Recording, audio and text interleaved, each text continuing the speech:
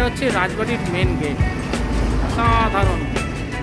আমি জানি না এটা কত বছরের, আমি জানতে পারছি না, এটা আমি জেনে বলছি, আমি এসছি সবে। এই হচ্ছে রাজবাড়ির গেটটা, অসাধারণ।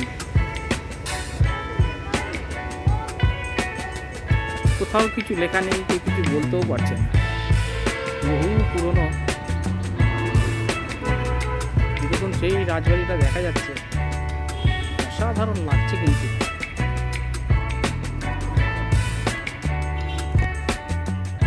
সেই দূরে কত জায়গা, এটা খোলাও হয় না, জঙ্গল হয়ে গেছে চারিদিকটা। শুনেছিলাম আগে নাকি ঢোকা যেত, আশ্রম না কি করেছি, যাই হোক অনেক পুরনো। আমি দেখি এটাকে কি করে দেখানো যায়। এই হচ্ছে আশ্রমের গেটে তালা, মানে রাজবাড়ির গেটে তালা। এই হচ্ছে ভেতরের ভগ্ন অবস্থা এরকম।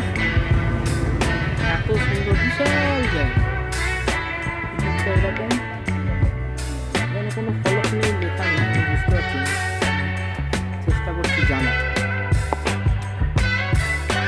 অভূতপূর্ব, অভূতপূর্ব। মানে যখন এটা নতুন ছিল কি অসাধারণ, এখনই বোঝা যাচ্ছে যে কত সুন্দর। এই হলো ধান্যকুড়িয়া গ্রাম পঞ্চায়েত। এখান থেকেই যেতে হবে ওই রাজবাড়ির দিকে। এই রাজবাড়ির প্রায় পেছন দিকে আমি চলে এসেছি, কিন্তু ঢোকার কোনো রাস্তা নেই, পুরো জঙ্গল। দেখুন পুরো জঙ্গল, কি যে নাম আমি বুঝতেও পারছি। বিশাল এলাকা নিয়ে আমার খুব ইচ্ছে ছিল, আমি অনেক চেষ্টা করলাম যে বাড়িটার কোনো পাশ দিয়ে ঢোকা যায় কিনা, চারিদিক থেকে বন্ধ, এমন জঙ্গল হয়ে আছে ভেতর ঢোকাটাও নিরাপদ নয়, প্রচুর সাপ থাকতে পারে, তাছাড়া বিনা পারমিশনে ঢোকাটা ঠিক হবে না। এটা বাড়ির পেছন দিকটা, মোবাইলে কতটা বোঝা যাচ্ছে আমার সন্দেহ হয়েছে। এটা বল্লভবাবুর বাড়ি, জমিদার ছিলেন একসময়, হয়তো 500-700 বছর আগে, 600 বছর আগে হবে, বলতে পারছি না, কোনো ফলকও নেই। বিশাল এরিয়া, আমি চারদিক থেকেই দেখালাম আপনাদের, কিন্তু বাড়ির কাছে যাওয়ার ক্ষমতা আমার নেই, চারিদিক থেকেই বন্ধ। চলুন আমরা তাহলে আর এক জমিদারের বাড়িতে যাই। এখানে তো ঢুকতে পারলাম না, যতটুকু পারলাম দেখালাম। চলুন আর একটা জমিদার বাড়ির বাড়ি যাই, পরিত্যক্ত আছে সেটা। চলুন, আমি বাড়িটা দেখালাম বল্লভবাবুর বাড়ি। এটা কিন্তু একটা পরবর্তীকালে আশ্রম হয়েছিল। আপনারা যারা উত্তম কুমারের আনন্দ আশ্রম যদি দেখে থাকেন, এই বাড়িটাতেই সেই আনন্দ আশ্রমের শুটিংটা হয়েছিল। তো আপনারা আসতে পারেন, দেখতে পারেন, কিন্তু এর ভেতর ঢোকা যাবে না। এই ধান্যকুড়ি অঞ্চলের ভেতরে গায়ন বাড়ি,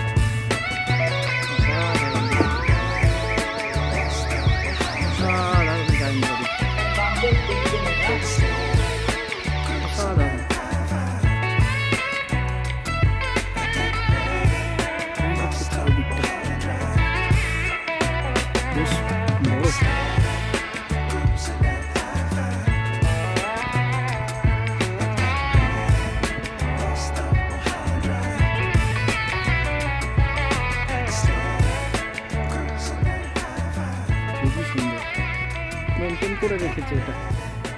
আগের যেটা দেখালাম বল্লভবাবুর বাড়ি, এটা বল্লভবাবুদের বাড়িটাকে আর মেনটেন কেউ করে না। এই পাশে জমি, এরকম একটা বাড়ি। কলকাতায় অনেক পুরনো রাজবাড়ি, জমিদার বাড়ি আছে, কিন্তু এই ধান্যকুড়ি অঞ্চলে এই যে রাজবাড়িগুলো খুবই সুন্দর। দেখুন এই যে এটা গায়ন বাড়ি, গায়নবাবুর বাড়ি। চলুন আরও রাজবাড়ি দেখা আছে। গায়নবাবুরই বাড়ি, এখানটা এইরকম কি এটা আমি জানি না, কেউ নেই জিজ্ঞেস করার মতো। এরকম সিঁড়িও করা, খুবই সুন্দর। তবে গায়নবাবুর বাড়ির থেকে বল্লভবাবুর বাড়িটা অসাধারণ। যদি ওটা মেনটেন করে রাখা হতো, ওটা যদি হেরিটেজ বিল্ডিং করা হতো, করেছে কিনা আমি জানি না, তো হেরিটেজ বিল্ডিং করলে ওটা তো মেনটেন হতো অবশ্যই। এত সুন্দর আর্কিটেকচার বাড়িটা, এত সুন্দর, কিন্তু অবহেলায় পড়ে রয়েছে। চলুন গায়ন বাড়ি থেকে অন্য কোথাও অঞ্চলে আরেকটি এরকম জমিদার বাড়ি দেখুন, এটা হচ্ছে সাউ বাড়ি। এখানে আমি আপনাদের এই জমিদার বাড়ি দেখাতেই নিয়ে এসেছি। অনেক পুরনো জমিদার বাড়ি, এন্ট্রান্স, ভেতর তো ঢোকা যাবে না, কেননা তালা দেওয়া। ভেতরটা ঢোকা গেলে ভালো হতো, কিন্তু এই যে তালা দেখতেই পাচ্ছেন। ভেতরে জমিদার বাড়ির কিছুটা দেখতে পাচ্ছেন। পুরোটা দেখাতে পারলে ভালো হতো, কিন্তু বন্ধ। তো বাড়িটা পুরোনো, মেনটেন হয় না বললেই চলে, সব খসে পড়ছে। দেওয়ালের ইটকাঠ পাথর, এরকম বাড়ি। ধান্যকুড়িয়াতে এরকম 3-4খানা জমিদার বাড়ি আছে, তার মধ্যে আমি আপনাদের 3খানা দেখালাম। দেখি আরও কিছু আছে কিনা। এই যে বাড়িটা দেখছেন আপনারা, এটা হচ্ছে বল্লভ বাড়ি। ভেতরে ঢোকা যাবে না, তালা দেওয়া। এই বাড়িতে এখনও সিনেমা শুটিং হয়তো কোনো সিনেমা দেখে থাকতে পারেন, নাম বলতে পারছি না কোন সিনেমা। খুব সুন্দরই মেনটেন করা যায়, দারুণ দেখতে। বল্লভ বাড়ি, জমিদার বাড়ি, খুব মেনটেন আছে বাড়িটা, রং টং করা। দূর থেকে এরকম এই সবগুলোই কিন্তু ধান্যকুড়িয়ার মধ্যেই, আপনারা আসলে সব দেখতে পাবেন। এই বাইরে থেকে দেখাতে হবে আমাকে, আর কিছু করার নেই। সুন্দর, মানে এত সুন্দর মেনটেন করা বাড়িটা। আর এই বাড়িরই ঠিক পাশে একটা নহবতখানা আছে।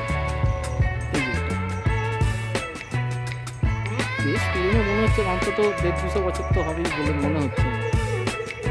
এটা একটা নহবতখানা, তারা অনেকে দেখেছে, কিন্তু আমি আর একবার দেখালাম। মানে নহবতখানা অন্য কোথাও দেখেছেন হবে, নহবতখানা কেমন দেখতে হয় সেটা আমি নিজেও দেখলাম, আপনাদেরকে দেখালাম। বল্লভবাবুর বাড়ি কিছুটা ছাড়িয়ে এসে এরকম একটা মন্দির পাবেন, যেটা রাস মন্দির বলে। এখানে কিছুদিন আগে রাস হয়েছে, বোঝাই যাচ্ছে মন্দির রং করা, বেশ সুন্দর লাগছে, তাই না?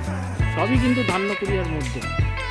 আপনি একটা টোটো করলে আপনি সব কিন্তু দেখতে পাবেন, এবং এগুলো অনেক পুরনো, তো দেখতে বেশ ভালো লাগবে।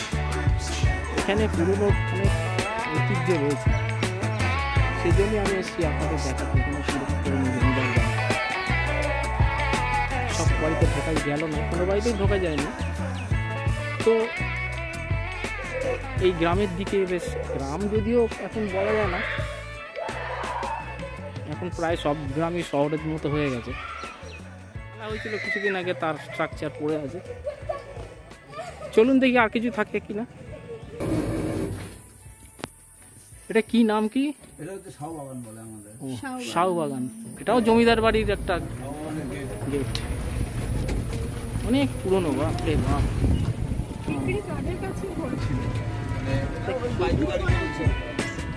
এটা কি বাড়ি ছিল? আচ্ছা, সাউদেরই বাড়ি এটা, সাউদেরই পুরনো বাড়ি। দেখেই বোঝা যাচ্ছে 400-500 বছর তো হবে। পুরুলিয়া থেকে আপনাদের দেখিয়ে দিলাম এখানে যত জমিদার বাড়ি আছে, যা আছে। ভিডিওটা এখানে শেষ করছি। আপনারা বেঙ্গলি প্রান্তর ব্লগ চ্যানেলটিকে সাবস্ক্রাইব করবেন, লাইক, শেয়ার, কমেন্ট করবেন, সঙ্গে থাকবেন।